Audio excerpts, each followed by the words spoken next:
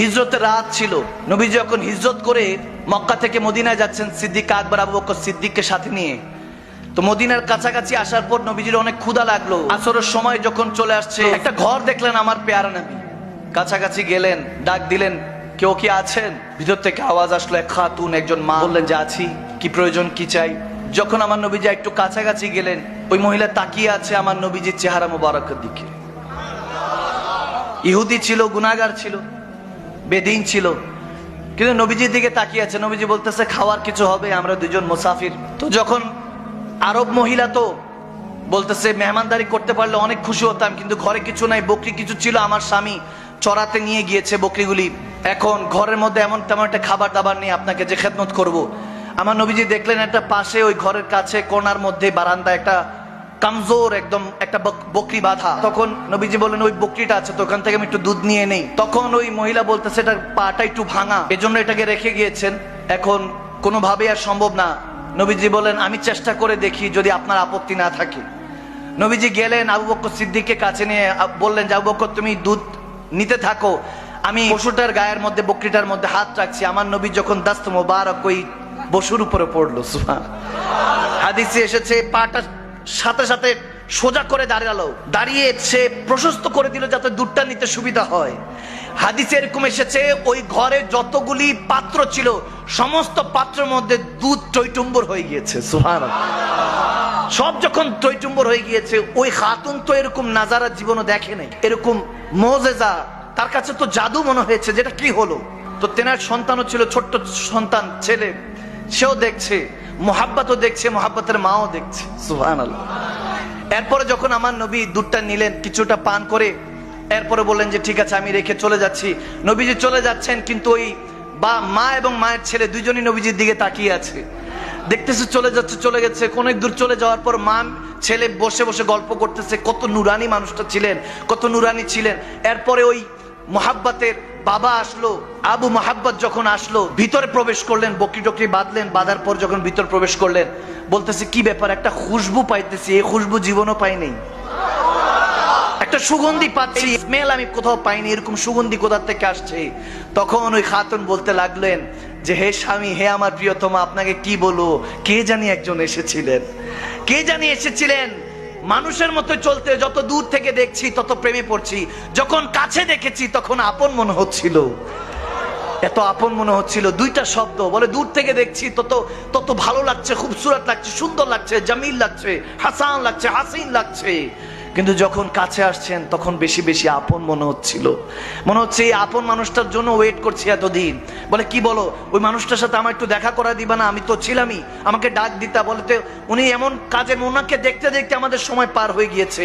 যখন এরকম বলতেছে, কি চেহারার কথা বলবো, কি চোখ মোবারকের কথা বলবো, এরকম বলতে বলতে ছোট্ট বাচ্চাটা বলে উঠলো যে মা একটু ওই বকরির কথা বলবা না, বকরির সাথে কি করেছে? তখন বলে হ্যাঁ হ্যাঁ। তখন ছেলেটাও বলতে শুরু করলো, মাটাও বলতে শুরু করলো যে বাবা জানো বকরিটা না এরকম অসুস্থ ছিল, হাতটা দিল, বকরিটা ভালো হয়ে গেল, দেখো এই যে পুরো ঘরের মধ্যে দুধ পড়ে আছে, দুধের টইটুম্বর হয়ে আছে, প্রত্যেকটা পাত্রের মধ্যে দুধ। তখন বলতেছে কি বলো, ওই মানুষটার সাথে একটু দেখা হওয়ার সুযোগ হলো না। যখন এরকম বলছে, উম্মে মোহাব্বত বলছে, ওনার নামই তো জানা হয় নাই। তখন একটা অবস্থায় তারা নিজেরা মিলে নাম দিতে লাগলেন, হাদিসে এসেছে মোবারক।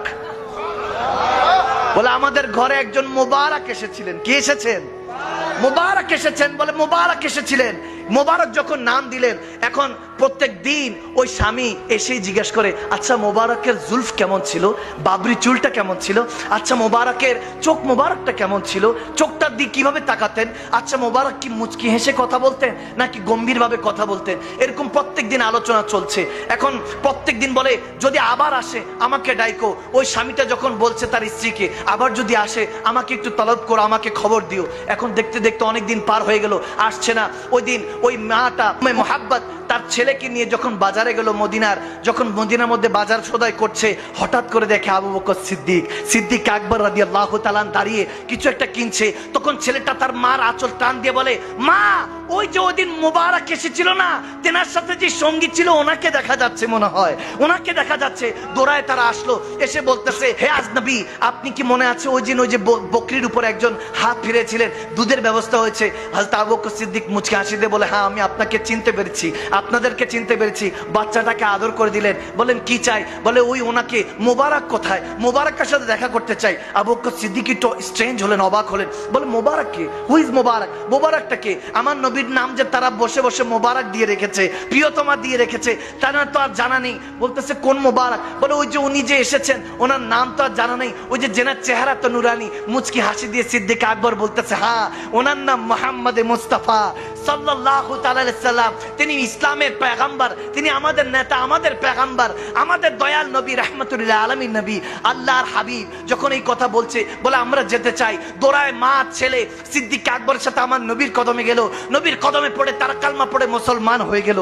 যখন মুসলমান হয়ে ঘরে ফিরছে, এখন বাবা আসলো, ওই স্বামীটা আসলো, এসে বলতেছে কি গো তোমার চেহারা দেখে এত নুরানি মনে হচ্ছে কেন?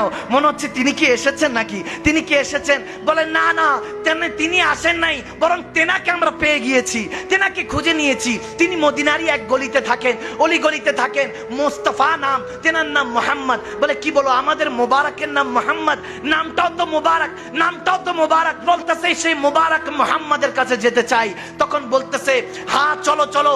ওই স্বামী তার স্ত্রীকে নিয়ে আবার গেলেন, গিয়ে আমার নবীর কাছে গিয়ে অঝরে চোখের পানি ছেড়ে দিলেন। বললেন ইয়া রাসূলুল্লাহ, ইয়া হাবিবাল্লাহ, আপনি আমাদের ঘরে এসেছিলেন, এরকম কেউ আসে নাই। হাদিস এসেছে ওই বকরি হযরত ওমরের খলিফার মধ্যে খেলাফতের পর্যন্ত ওই বকরি ছিল। যখন দুর্ভিক্ষ একটা সময় পড়েছিল, যখন কোথাও পানি পাওয়া যাচ্ছিল না, হযরত ওমর বলতেছেন ওই বকরি উম্মে ও মুহাব্বতের ঘর থেকে ওই বকরির দুধ মুসলমানদেরকে সাপ্লাই দেওয়া হয়েছে, মুসলমানদের ব্যবস্থা করা হয়েছে পান করার জন্য। ওই অবস্থা হয়েছে।